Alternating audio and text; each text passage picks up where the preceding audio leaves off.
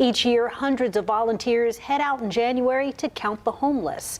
Now, last year, crews found more than 1,000 people were without a place to call home in Austin and Travis County. KVUE's Molly Oak spoke with Ending Community Homelessness Coalition as it gears up for the 2020 count.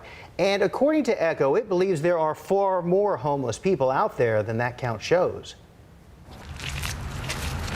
Call it a snapshot, one night to get an idea of how many homeless people are in the area. Obviously, the point-in-time count has its limitations. It's a required count for us. Matt Malika, the executive director of ECHO, says the numbers crews find get turned into the U.S. Department of Housing and Urban Development to show a need for funding. I think what's important to recognize is that we do think that there are better mechanisms out there in terms of how we conceptualize the number of people in need in our community. He's talking about the coordinated entry system, which is used to connect people to housing.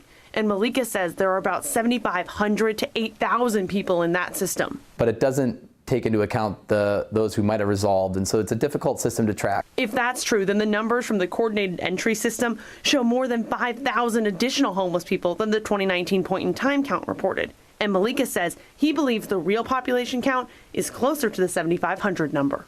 I think one of the things that's happened in the last couple of months is we've realized that there is a hidden homeless component to this.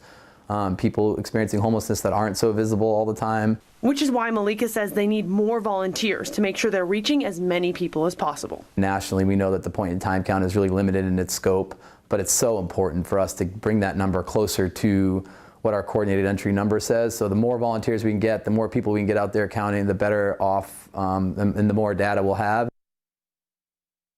That was Molly Oak reporting. And ECHO is looking for 1,000 volunteers for the January 25th count. If you want to volunteer, head to KVUE.com to find this link.